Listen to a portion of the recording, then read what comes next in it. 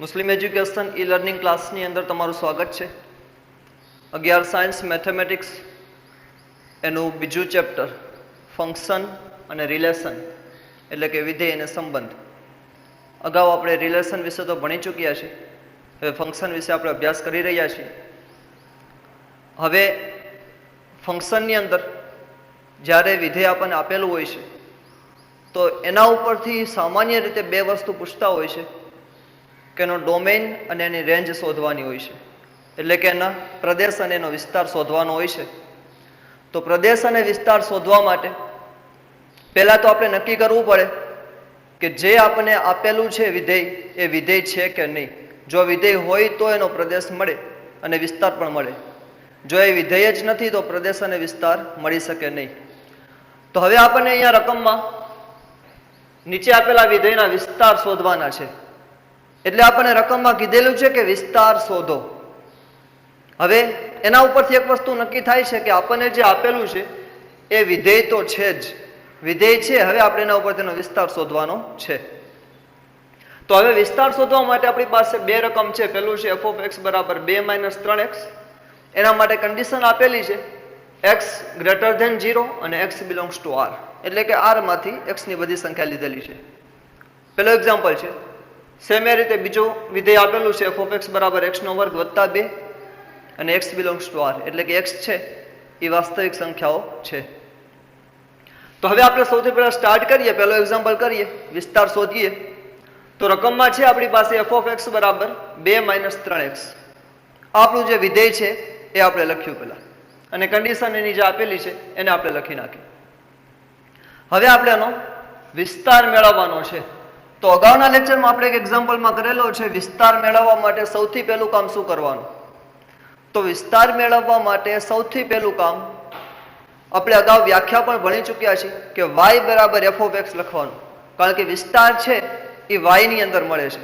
x અને y એમ આપણે જે લખી છે એમાં વિસ્તાર છે એ y ના સભ્યોમાંથી આપણને મળે છે.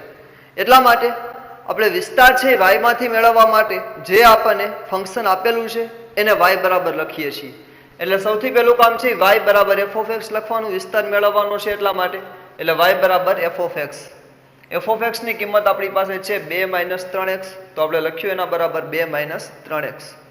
હવે આ 2 - 3x y બરાબર છે. હવે વિસ્તાર મેળવવા માટે આપણને જે સમીકરણ જોવે છે એ સમીકરણનું સ્વરૂપ y નું હોવું પડે. એટલે કે સમીકરણમાંથી આપણે y belongs to કોઈ પણ સંખ્યા મેળવવાની છે એટલે સમીકરણ છે એ y ના સ્વરૂપમાં હોવું જોઈએ.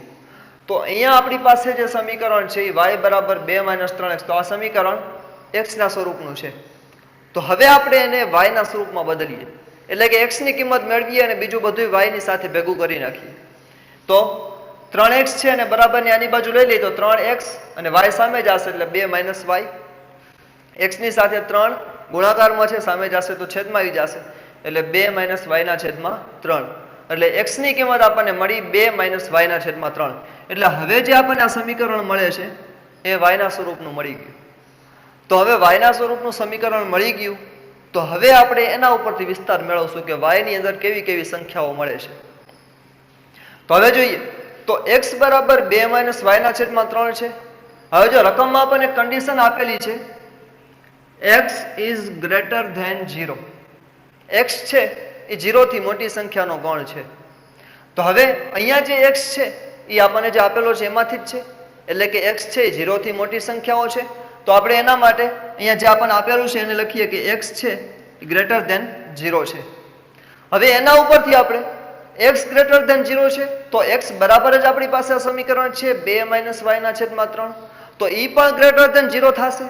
એટલે x ની બરાબરી સંખ્યા છે તો આપણે x ની જગ્યાએ એ સંખ્યા આખી લખી નાખી 2 - y ના છેદમાં 3 અને > 0 છે એમ નામ લખી નાખશું. હવે 2 - y ના છેદમાં 3 > 0 છે તો છેદમાં 3 આપણે હવે y ની કિંમત મેળવવાની છે. y ના સ્વરૂપમાં આપણને કેવી સંખ્યાઓ મળે છે એ મેળવવાની છે.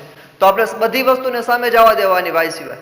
તો 3 છે એ સામે જશે તો છેદમાં 0 ની સાથે ગુણાઈ જશે એટલે 0 થઈ જશે. એટલે 2 - y > 0. હવે 2 - y છે આપણે જે સ્વરૂપ છે ax + by બહુપદીનું જે સ્વરૂપ હતું એમાં પહેલા આપણે ચલ રાખતા હતા અને પછી અચળ સંખ્યા રાખી ઘાતના સ્વરૂપમાં. તો અહીંયા પણ આપણે y છે ને પેલા લખી નાખીએ અને નિશાની એમાં માઇનસ છે એટલે -y + 2 થશે. તો નિશાની પણ બદલી નાખી બધા પદની એટલે માઇનસ વડે ગુણી નાખશું એટલે y -2 થઈ જશે. બે પદની નિશાની બદલી જશે અને નિશાની બદલશું એટલે જે આપણી પાસે ઇક્વાલિટી છે એ પણ બદલી જશે. એટલે અહીંયા આપણી પાસે ઇક્વાલિટી ગ્રેટર ધેન છે તો હવે આપણે નિશાની ચેન્જ કરીએ એટલે ઇક્વાલિટી લેસ ધેન થઈ જશે. એટલે લેસ ધેન 0 આવી ગયું અને y -2 લેસ ધેન 0. હવે -2 છે એ સામે જશે તો પ્લસ થઈ જશે એટલે y લેસ ધેન 2. એનો મતલબ શું થાય કે y ની કિંમત છે એ 2 કરતા નાની છે. મોટામાં મોટી y ની કિંમત છે એ 2 છે. 2 કરતા નાની છે બધી.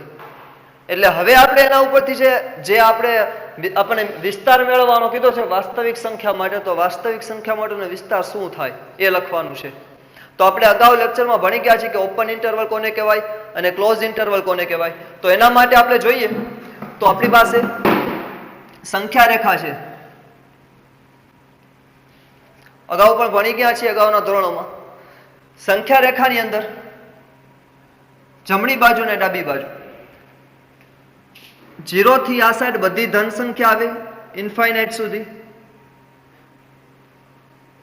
એ ધન પ્લસ ઇન્ફાઇનાઇટ થશે અને આની બાજુ છે એ બધી માઇનસ ઇન્ફાઇનાઇટ વાળી સંખ્યા આવશે. હવે અહીંયા આપણી પાસે જો રકમમાં છે જવાબમાં આપણને મળે છે y લેસ ધેન 2. એટલે એનો મતલબ શું થશે કે 2 કરતા નાની સંખ્યા પણ ક્યાં સુધી, તો એની કોઈ લિમિટ છે નહીં. એટલે માઇનસ ઇન્ફાઇનાઇટ સુધી. જો અહીંયા આવે આગળ આની બાજુ અહીંયા 2 છે, 0 પછી 1 અને 2 આપણે ગણી લઈએ તો હવે 2 થી આની બાજુની સંખ્યા બધી આવશે. 2 થી નાની એટલે 1 0 -1 -2 -3 તો માઇનસ ઇન્ફાઇનાઇટ સુધીની બધી સંખ્યા આવશે. એટલે અહીંયા આપણને કંઈ કીધું નથી કે 2 થી અગાઉ આપણી પાસે જો એક પ્રદેશ અને વિસ્તાર મેળવવાનું હતું ને એમાં લિમિટ આવતી હતી 3 -3 less than x less than 3. એટલે કે એનો મતલબ થાય -3 અને 3 ની વચમાં નાનામાં નાની સંખ્યા -3 છે, મોટામાં મોટી 3 છે.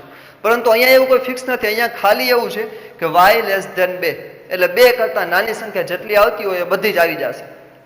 તો હવે શું થશે 2 કરતા નાની સંખ્યા તો 2 1 2 પછી 1 -1 0 બધી સંખ્યાની બાજુ આવી જશે. તો હવે એ બધી સંખ્યા છે એ આપણો વિસ્તાર થશે. તો હવે લખવાનું કઈ રીતે, તો એના માટે આપણે ક્લોઝ ઇન્ટરવલ અને ઓપન ઇન્ટરવલ ભણેલા છે. જો અહીંયા આપણી પાસે y લેસ ધેન 2 છે એટલે શું થશે, કદાચ જો અહીંયા ઇક્વાલિટીની નિશાની હોત તો એનો મતલબ થાત કે 2 પણ આવે છે અને એના સિવાયની બધી સંખ્યા જે 1 0 -1 વાળી સંખ્યા છે બધી.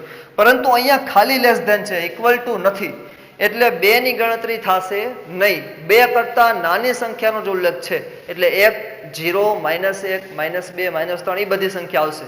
તો એટલા માટે અહીંયા 2 ની ગણતરી થશે નહીં. તો હવે આપણે એને લખવાનું છે રેન્જના સ્વરૂપમાં. એટલે કે વાસ્તવિક વિધેય જે આપણે અગાઉ ઇન્ટરવલના સ્વરૂપમાં લખતા હતા એ રીતે આપણે લખીએ તો માઇનસ ઇન્ફાઇનાઇટ થી 2. આનો મતલબ શું થશે, જો અહીંયા લખેલું છે અહીંયા 2 છે એની સાથે આપણે ઇન્ટરવલ આપેલો છે ઓપન ઇન્ટરવલ. શું કામ ઓપન ઇન્ટરવલ આપ્યો છે, સાદો કૌંસ, કારણ કે સાદા કૌંસનો મતલબ થાય કે 2 ની ગણતરી થતી નથી અને માઇનસ ઇન્ફાઇનાઇટ બાજુ હંમેશા ઓપન ઇન્ટરવલ જ આવે, અહીંયા ક્લોઝ ઇન્ટરવલ ના આવે. અહીંયા હંમેશા માટે સાદો કૌંસ જ કરવાનો થાય. એટલે માઇનસ ઇન્ફાઇનાઇટ સુધીની બધી જ સંખ્યા આવશે. એટલે 2 આપણે મોટામાં મોટી સંખ્યા છે અને માઇનસ ઇન્ફાઇનાઇટ છે એ નાનામાં નાની સંખ્યા છે. એટલે 2 થી નાની બધી જ સંખ્યાનો છે એ રેન્જ ઓફ f એટલે કે આપણને જે વિધેય આપેલું છે એના વિસ્તારની અંદર આ સંખ્યા આવે માઇનસ ઇન્ફાઇનાઇટ થી 2 અને બંનેમાં છે એ ઓપન ઇન્ટરવલ આવશે.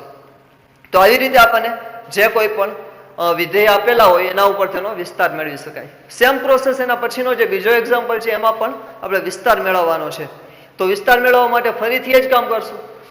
સૌથી પહેલા f (x) = x² વત્તા 2 આપેલું છે આપણને અને સંખ્યાઓ પણ વાસ્તવિક વિધેયની છે એટલે કે r માંથી જ લીધેલી છે. ફરીથી એ જ કામ કરશું આપણે. y = f(x) જે આપણે અગાઉ વ્યાખ્યા પર ભણેલા છે.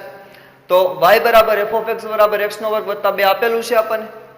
એટલે હવે અગાઉની જેમ ફરીથી શું કામ કરવાનું છે, તો y ના સ્વરૂપમાં સમીકરણ મેળવવાનું છે. તો x² એક બાજુ રાખશું અને y વાળા પદ એક બાજુ ભેગા કરશું અને y સિવાયના પણ. એટલે y -2 થઈ જશે, x² આની બાજુ આવશે એટલે x બરાબર શું થશે, વર્ગમૂળમાં y -2. હવે અહીંયા જે x² છે આ x² એનો મતલબ શું થશે, કોઈ પણ વર્ગવાળી સંખ્યા હોય એનો જવાબ છે હંમેશા 0 કે 0 કરતા મોટો હોય તો આપણે એવું લખી શકીએ કે x નો વર્ગ is always greater than or equal to 0. 0 કે 0 કરતા મોટી સંખ્યા જશે એની અંદર, એટલા માટે આપણે લખેલું છે x નો વર્ગ is greater than or equal to 0. હવે x નો વર્ગ, જો અહીંયા x ની કિંમત આપણને મળી છે, હવે આપણે x નો વર્ગ કરી તો ફરીથી y - 2 મળશે, વર્ગમૂળ દૂર થઈ જશે, તો આપણે અહીંયા x ના વર્ગની કિંમત લખી y - 2 greater than or equal to 0. હવે y - 2 greater than or equal to 0 છે, -2 સામે જશે તો પ્લસ થઈ જશે, તો y greater than or equal to 2. આનો મતલબ શું થશે કે y ની કિંમત છે એ 2 કે 2 કરતા મોટી છે. જો અહીંયા ઇક્વલ ટુ ની નિશાની છે એટલે 2 ની ગણતરી થશે, અને ગ્રેટર ધેન છે એટલે કે y થી મોટી સંખ્યા, 2 કે 2 થી મોટી સંખ્યા y માં આવશે બધી. આપણે ફરીથી સંખ્યા રેખાની મદદથી પણ જોઈ લઈએ. તો આપણું 0 છે, માઇનસ ઇન્ફાઇનાઇટ છે અને પ્લસ ઇન્ફાઇનાઇટ છે. હવે અહીંયા આપણી પાસે છે 2 કે 2 થી મોટી સંખ્યા, ઇક્વલ ટુ છે એટલે 2 ની ગણતરી પણ થશે.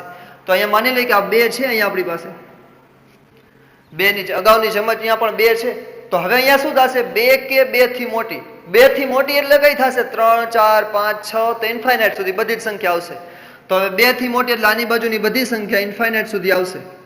હવે બીજી વસ્તુ કે અહીંયા ઇક્વલ ટુ ની નિશાની છે એટલા માટે 2 ની ગણતરી પણ કરવાની છે, એટલે 2 નાનામાં નાની સંખ્યા છે, અને હવેની જે સંખ્યા આવશે એ બધી 2 થી મોટી સંખ્યા છે, ઇન્ફાઇનાઇટ સુધી બધી 3 4 5 6 બધી સંખ્યા. એટલા માટે જો 2 ની સાથે આપણે ક્લોઝ ઇન્ટરવલ રાખેલો છે, કારણ શું છે, કારણ કે 2 ની ગણતરી આપણે કરવાની છે, ઇક્વલ ટુ ની નિશાની છે, એટલે ટૂંકમાં યાદ રાખવાનું કે જ્યારે ઇક્વલ ટુ ની નિશાની આવે ત્યારે ક્લોઝ ઇન્ટરવલ કરવાનું, અને ઇક્વલ ટુ ની નિશાની ન આવે ત્યારે ઓપન ઇન્ટરવલ, અને ઇન્ફાઇનાઇટ પાસે હંમેશા ઓપન ઇન્ટરવલ જ કરવાનો થાય, અહીંયા ક્યારેય ક્લોઝ ઇન્ટરવલ આવે નહીં. એટલે 2 નાનામાં નાની સંખ્યા છે, અને આગળ જાય એટલે મોટામાં મોટી સંખ્યા ઇન્ફાઇનાઇટ થશે, ઇન્ફાઇનાઇટ સુધીની બધી સંખ્યા આવશે વાસ્તવિક સંખ્યાની અંદર. એટલે 2 થી ઇન્ફાઇનાઇટ આ છે એ રેન્જ ઓફ f, એટલે કે આપણા જે આપણને વિધેય આપેલું છે એનો વિસ્તાર થશે.